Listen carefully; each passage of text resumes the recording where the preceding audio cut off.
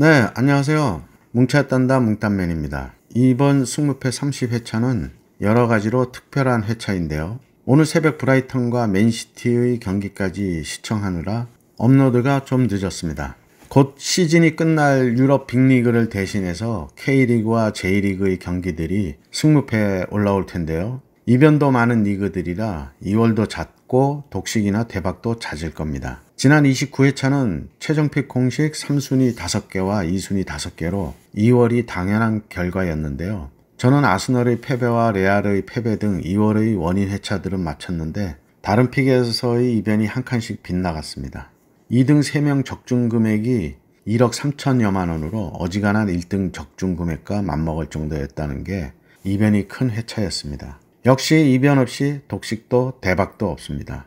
이번 승무패는 30억 이상의 대박 회차가 되어서 K리그나 EPL 마지막 라운드로 K리그는 토토 데이터상으로도 이변이 많은 리그이고 EPL은 첫째 강등권 탈출을 위한 동기부여가 강한 팀들의 사활이 걸린 경기로 이변이 예상되고 컵대회 출전권이나 강등 걱정이 없는 팀들은 다음 시즌 리빌딩을 위해 선수 로테이션을 할 것입니다. 또한 지난 회차에 아스널처럼 제가 말씀드렸듯이 우승을 놓친 후유증이 있는 팀들과 바르셀로나처럼 우승 직후 파티 후유증으로 이변이 있을 수 있고 레알 마드리드처럼 챔스 결승전을 위한 선수 보호 차원에서 로테이션을 돌리다가 하위 팀에게 패하는 이변도 있었습니다. 강등과 잔류, 컵대회 출전권 등이 걸려 동기부여 팀들마다 제각각이고 경우의 수도 복잡하여 이번 회차도 지난 회차와 마찬가지로 전력이 떨어지는 팀이 처한 상황도 고려해서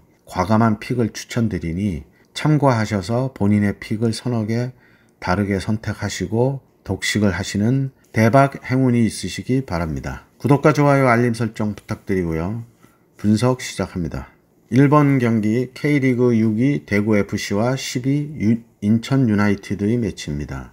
2연승 중인 대구와 2연무 중인 인천인데요. 대구는 세징야가 한동안 부상으로 결정하며 팀이 흔들리는 모습을 보이다가 지난 경기 세징야의 복귀로 2연승의 상승세로 흐름이 바뀌었습니다. 인천은 지난 시즌 아시아 챔스 진출권까지 따내며 이번 시즌 기대를 했었을 텐데 아직 기대만큼의 성적을 내지는 못하고 있습니다. 지난 시즌 부상으로 오랜 시간 제외됐던 에르난데스와 제주에서 이적해온 제르소의 수준급 미드필더 이명주와 신진호까지 가세하며 기대를 했는데요. 아직은입니다. 대구는 한창 잘나가던 시절의 스쿼드와 지금은 변화가 큽니다. 김대원, 정승원, 황순민, 정태욱의 골키퍼 조현우까지 이적을 했고요. 대신 대구는 고재현의 폼이 올라와 있고 득점도 잘하고 있는데 에드가의 감각이 더 살아난다면 더 좋은 성적을 기대해 볼 수 있을 겁니다. 최근 상성에서 3승 2무로 인천이 앞서 있고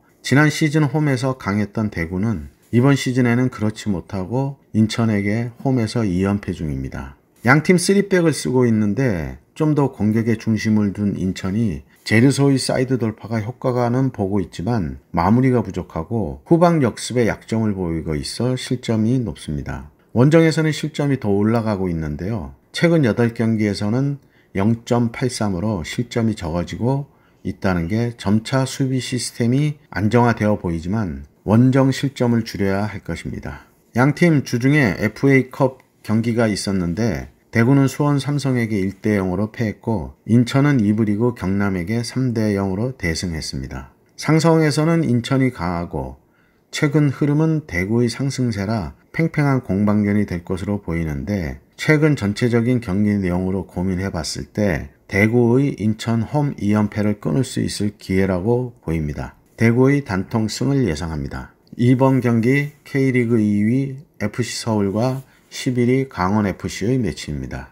서울은 순위에 비해 최근 흐름은 좋지 않습니다. 직전 제주와의 경기에서 1대1로 비겼는데 점유율은 64%로 앞섰지만 마무리에서 아쉬움을 남겼습니다.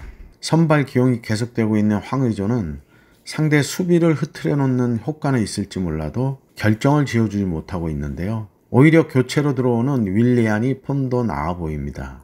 안익수 감독의 고집인 듯한데 오랜만에 리그 상위권이라 그런지 감독이 심판에 대한 어필도 과하여 퇴장당하는 모습에서 아스널의 아르테타를 보는 듯 자제하지 못하는 모습으로 차후 선수들의 경기력에도 영향을 줄 걸로 보였습니다. 강원은 3연패로 부진하다가 직전 포항과의 홈 경기에서 가까스로 무승부를 하며 연패를 끊었습니다. 강원은 양쪽 윙포드 양현준과 김대원의 폼은 좋은데 공격수 디노의 마무리가 안 되고 있고 교체 선수 갈레고도 열심히 뛰고 있는데 역시 마무리가 안 되고 있어 부진이 이어지고 있습니다. 3-4-3을 쓰는 강원은 전방 공격에서는 양현준과 김대원의 개인기와 빠른 발로 양 사이드를 돌파를 잘하고 있는데요. 역습을 당할 시에 3-4-3의 3백의 라인이 무너지며 김영빈만이 최후방을 커버하며 여러 차례 위기를 맞는 모습이 있었습니다. 의외로 상성에서는 강원이 우세한데 지난 시즌 안 좋던 서울의 성적이라 그럴 것 같고요.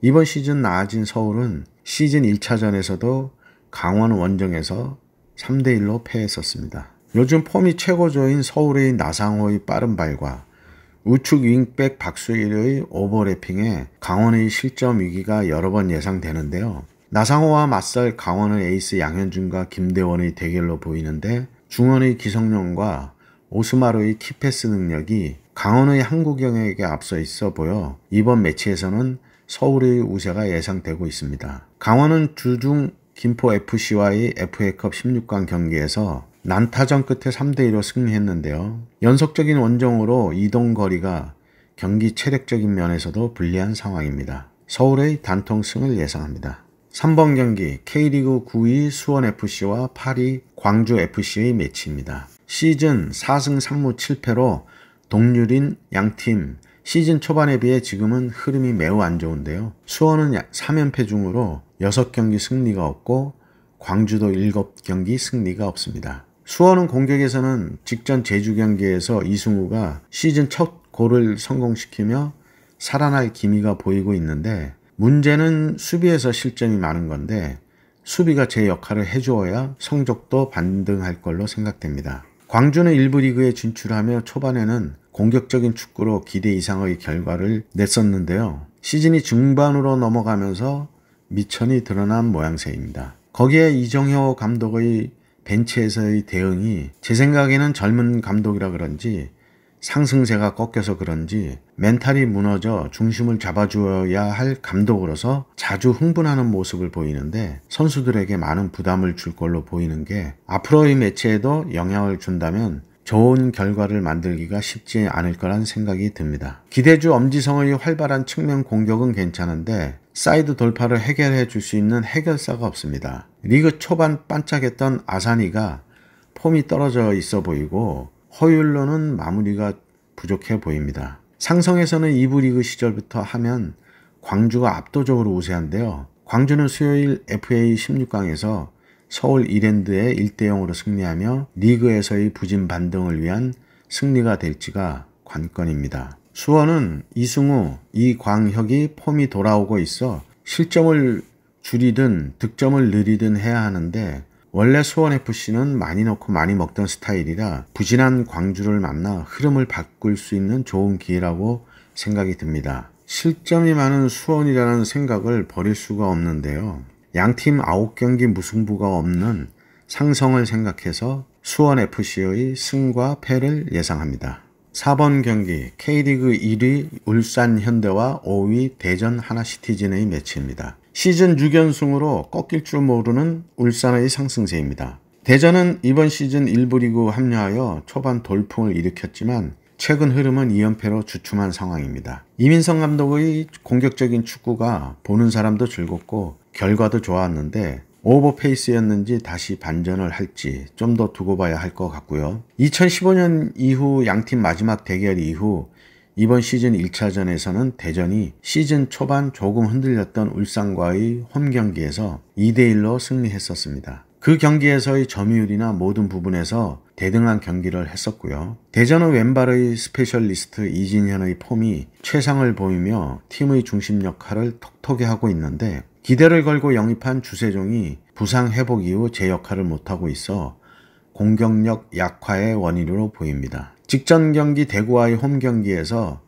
퇴장까지 당한 주세종은 이번 매치 결정을 할 것으로 대전의 전력에서 차질이 불가피해 보입니다. 울산은 용병 루빅손과 마틴 아담의 이전 시즌 제주에서 영입한 주민규까지 공격 포인트들을 올리며 팀의 상승세를 주도하고 있는데요. 후반 교체로 출전하는 이청용의 경기 조율과 안정된 마무리까지 되는 팀은 될 수밖에 없는가 봅니다. 그러나 수요일 FA컵 16강에서 2부 리그 전남 드래곤즈와의 경기에서 1대0으로 끌려가다가 후반 추가 시간에 임종훈의 극적인 득점으로 승부를 연장까지 끌고 가서 마틴 아담의 골로 승리했었는데요. 상승 곡선을 그리던 팀의 방심에서 나온 결과로 보이는데 울산에게는 쓴 약이 되었을 겁니다. 3-5-2에 가까운 3-4-1-2 포메이션을 쓰는 대전은 전방 압박을 통한 득점을 노리는데 상대 역습에서 3백이 뒷공간을 쉽게 허용하는 결과가 패인으로 작용하고 있고요. 울산의 발빠른 엄원상과 루빅손의 물오른 득점력에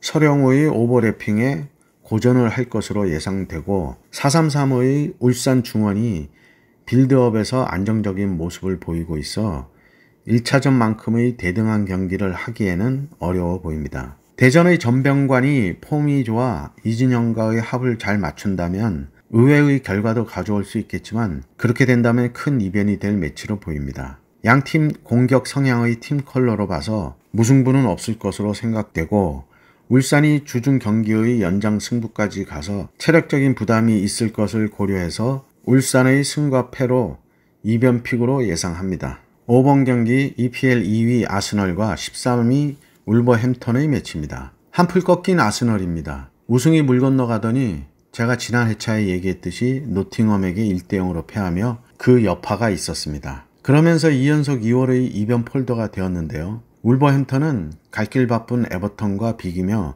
에버턴은 마지막 라운드에서 강등이 결정날 것 같습니다. 전력에 대한 비교보다 멘탈적인 면이 더 중요해 보이는 매치인데요. 직전 노팅엄과의 매치에서 8대의 점유율로 일방적인 경기에서 내려앉은 노팅엄의 수비를 뚫지 못하고 결국에는 우려했던 결과가 나왔습니다. 방황하는 멘탈과 동기부여 없는 울버햄턴의 매치는 아스널의 화풀이 대상이 될 것으로 생각이 들고요. 상성에서는 아스널이 3연승으로 일방적인데 이제는 승리를 놓친 후유증에서 벗어나 팬들을 위해서도 시즌 마지막 경기에는 최선을 다해 홈팬들에게 승리로 보답할 걸로 생각이 듭니다. 긴 설명이 필요 없어 보이는 매치로 아스널의 단통승을 예상합니다. 6번 경기 EPL 7위 에스턴 빌라와 6위 브라이턴의 매치입니다. 빌라는 브라이턴과의 매치에서 승리해도 7위 이상의 순위를 올리지는 못합니다. 브라이턴이 32라운드 연기된 경기를 목요일 새벽 맨시티와의 경기에서 1대1로 무승부를 하며 유로파 진출권을 확정했습니다.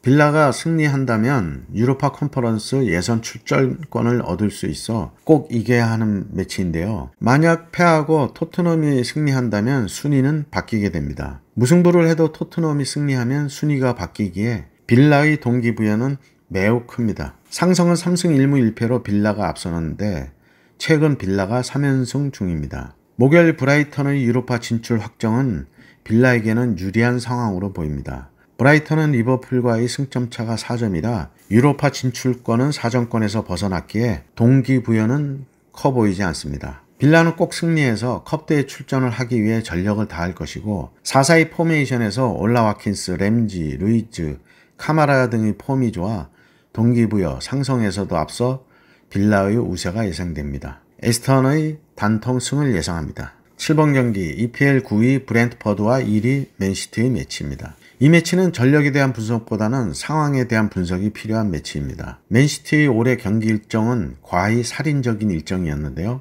32라운드 연기된 목요일 새벽 브라이턴과의 원정 경기에서 1대1로 무승부를 했습니다. 경기 감각을 위해서인지 홀란드 데브라이너를 전반에 출전시켰는데요.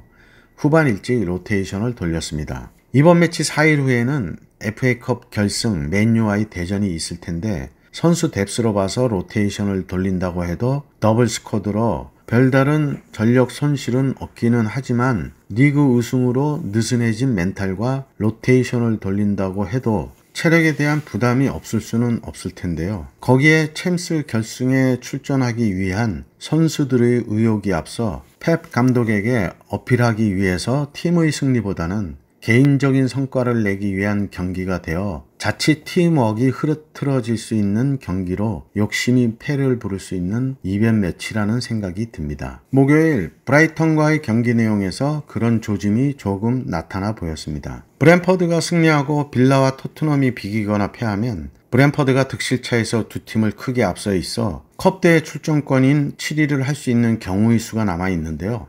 목요일 새벽 맨시티 경기력은 리그 우승으로 FA컵 결승과 챔스 결승에 집중하는 모습이라고 보면 됩니다. 그러나 브랜트퍼드의 에이스 아이반 토니가 도박 관련 출전 정지 8개월 중징계로 공격에 큰 전력 누수가 있어 어려운 경기가 되겠는데요. 대체 공격수 은부모와 요한 위사의 최근 폼도 좋아 아이반 토니의 공백을 어느 정도는 메울 수 있을 것으로 생각됩니다. 4-3-3과 5-3-2 포메이션을 쓰는 브랜트퍼드는 광팀과의 경기에서는 5-3-2로 수비를 중심으로 두고 역습을 노리는데요. 아이반 토니의 공백을 은부모와 요한 위사 투톱으로 나올 확률이 높은데 무조건 승리하고 빌라와 토트넘의 결과를 기다려봐야 합니다. 맨시티가 트래블을 위해 4위로 FA컵 승리가 중요해서 직전 경기처럼 로테이션을 돌릴 것으로 보이는데 브랜트퍼드의 전력이 브라이턴만은 못해서 승리는 불가능해 보이지만 시즌 막판이라 무슨 일도 일어날 수 있기에 브랜트퍼드의 승과 무를 예상합니다. 8번 경기 EPL 12위 첼시와 3위 뉴캐슬이 매치입니다. 첼시의 이번 시즌은 최악입니다. 새로운 구단주의 자신감이 너무 넘쳤는지 몰라도 비용 대비 효과를 거두지 못하고 있고요. 그 결과로 명문 구단은 하루아침에 중위권 그저 그런 팀으로 추락했습니다. 반면 뉴캐슬은 사우디 자본이 들어온 2년차에 20년 만에 챔스 진출권을 따내며 행복한 시즌이 되었습니다. 첼시는 금요일 새벽 경기된 32라운드 경기 맨유와의 원정 경기가 있는데 맨유의 챔스 진출권이라는 강한 동기부여가 있어 승리를 장담할 수 없을 걸로 생각이 들고요. 그리고 이틀 쉬고 뉴캐슬과의 매치인데요. 멘탈이나 체력이나 팀워크나 모든 게 불리한 상황으로 보입니다. 부상 선수 또한 많은데요. 메이슨 마운트, 캉테, 쿠쿠렐라, 벤치렐, 리스 제임스 각 포지션에 결장 선수가 골고루 있어 전력 누수까지 심각합니다.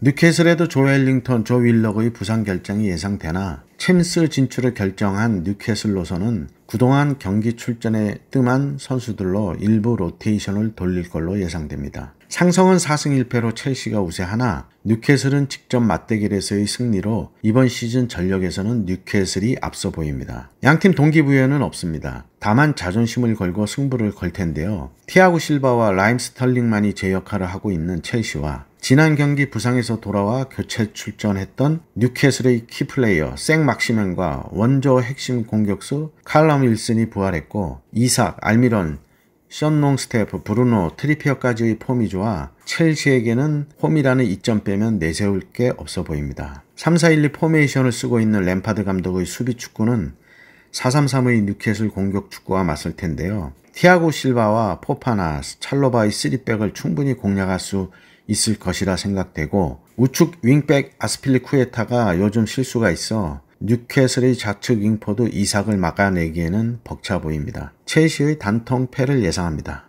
9번 경기 EPL 11위 크리스털 팰리스와 16위 노팅엄 포레스트의 매치입니다. 노팅엄은 지난 경기 제가 예상했던 대로 승리가 날아간 아스널의 빈틈을 파고들어 1-0으로 승리하며 잔류에 성공했습니다. 크리스털은 자아의 부상이 재발되어 이번 매치에는 결장이 예상되고요.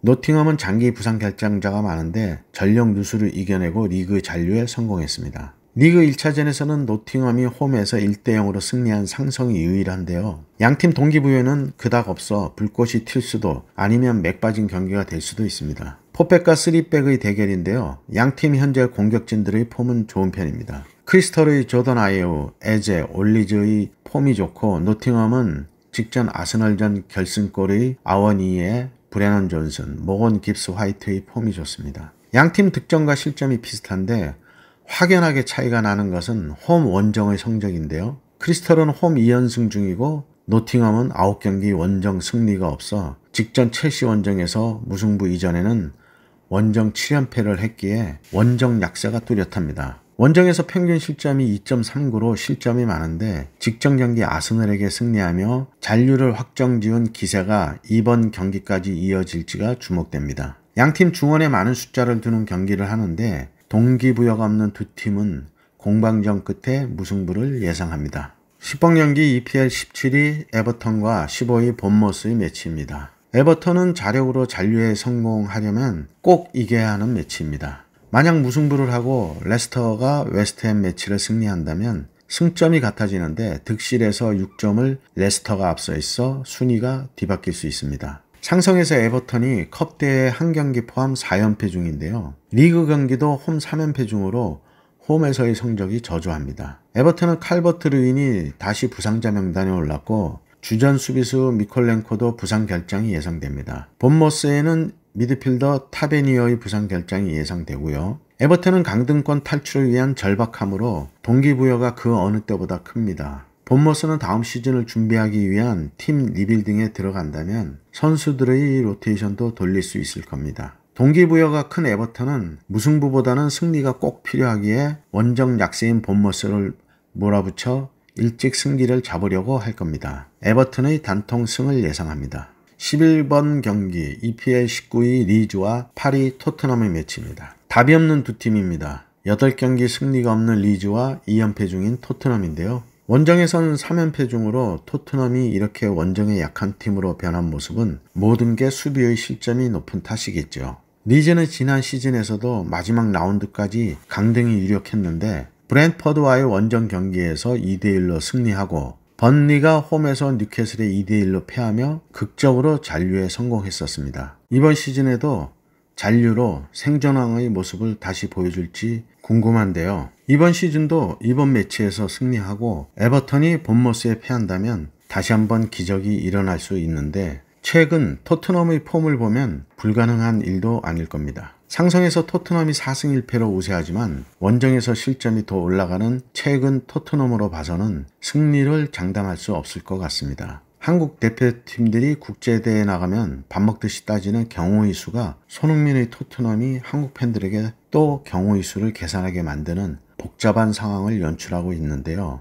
리즈는 공격수 로드리고가 시즌 13골로 고군분투하고 있는데 공격적인 4-3-3 포메이션으로 밀어붙일 것이고 왼쪽 윙포드 해리슨의 돌파와 크로스의 성패가 달릴 것으로 보이는데 토트넘의 우측 윙백이 포르보다는 에메르송 로얄을 내세울 걸로 생각되고 에메르송도 방어력이 부상 이전 폼에 비하면 조금 떨어져 있는데 토트넘의 센터백들도 폼이 떨어져 난타전이 될 매치로 생각할 수 있습니다. 토트넘의 중원 키플레이어 호이비에르가 직전 경기 출전 명단에 아예 빠져 있어 부상으로 보이는데 중원에서 스킥과 비수마가 얼마나 역할을 해줄지는 의문입니다. 그나마 토트넘의 케인과 손흥민이 꾸준히 골을 터뜨려주고 있는 게 무득점의 경기는 될 것 같지 않은데요. 수비에서 얼만큼 막아주느냐에 따라 결과가 나올 것으로 보입니다. 양팀 동기부여는 충분한데 우선 이번 매치에 승리하고 경쟁팀들과의 결과를 기다려야 하는데 상성에서도 무승부가 없어 리즈의 승과 패를 예상합니다. 12번 경기 EPL 18위 레스터시티와 14위 웨스트햄의 매치입니다. 레스터, 에버턴, 리즈는 리그 마지막 경기에 강등과 잔류의 운명이 달려 있습니다. 그런데 레스터는 다른 두 팀에 비해 유리한 상황입니다. 웨스트햄은 이 매치 일주일 후 컨퍼런스 피오렌티나와의 결승 경기가 있어 리그보다는 컵 대회에 올인할 걸로 보이는데 그러기에 기간은 여유가 있지만 혹 부상으로 전력 이탈이 있을 수 있어 선수 보호 차원의 로테이션을 돌릴 수도 있습니다. 상성은 3승 1무 1패로 웨스트햄이 우세하지만 직접 맞대결에서는 레스터가 원정에서 2대0으로 승리했었습니다. 레스터에는 주전 골키퍼 데니 위드의 부상 결장이 있고 웨스트햄에는 보엔의 부상 결장이 예상됩니다. 잔류 4할이 걸려있는 레스터는 4-3-1-2의 포메이션에서 공격의 무게를 두고 제이미 바디와 이헤아나초 투톱에 요즘 폼이 조금은 떨어졌지만 그래도 제임스 메디슨으로 공격 위주의 선발을 할 것으로 생각되는데요. 웨스트햄은 컵 대회를 위해 데닝스나 보웬, 벤라마 등을 쉬게 하고 로테이션을 돌릴 것으로 예상할 수 있고요. 중원의 데칼란 라이스와 토마스 수책의 빌드업이 레스터를 앞서고 있어 마무리만 된다면 레스터에게 쉽지 않은 경기가 될 것으로 생각됩니다. 잔류 동기부여가 강한 레스터의 닭공이 조니 에반스가 이끄는 센터백들이 얼만큼 버텨주느냐에 승패가 좌우될 것입니다. 레스터의 승과 무를 예상합니다. 13번 경기 EPL 4위 맨유와 10위 풀럼의 매치입니다. 맨유는 2연승 중으로 이번 매치 이전 연기된 32라운드 첼시와의 경기가 금요일 새벽에 있습니다. 패하지만 않는다면 마지막 라운드 결과와 상관없이 챔스 진출이 결정되고요.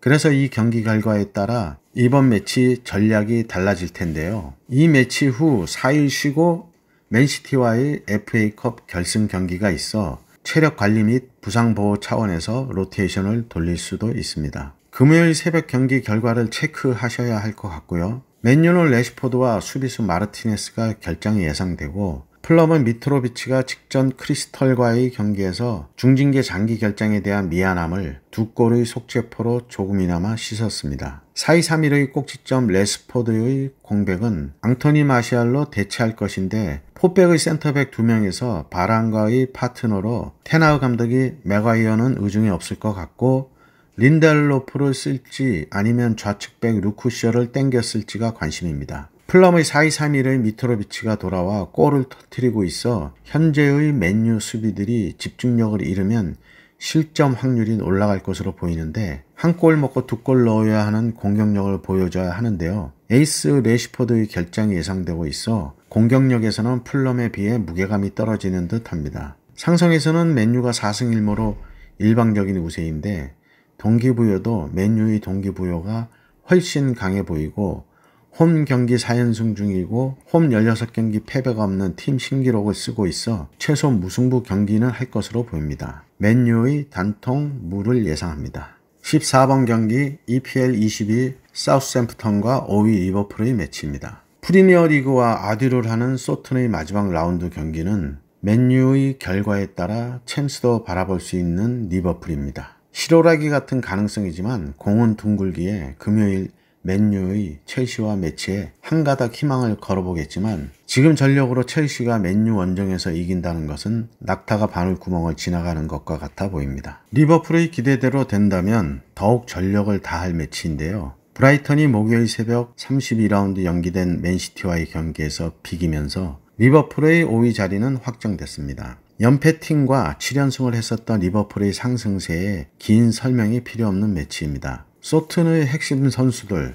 워드 프라우스, 카일 워커 피터스, 채 아담스 등은 진작부터 다음 시즌 이적에 대한 생각으로 머리가 복잡할 것이고 시즌 중반까지 부진했던 리버풀로서는 이번 시즌을 상승세로 마무리하며 유종의 미를 거두려 할 것입니다. 리버풀의 동기부여는 맨유 대 첼시의 결과에 따라 그 강도가 다를 겁니다. 사우스햄프턴의 단통패를 예상합니다. 네, 이렇게 해서 14경기 분석을 마치고요. 대박의 행운이 함께 하시기 바랍니다. 감사합니다.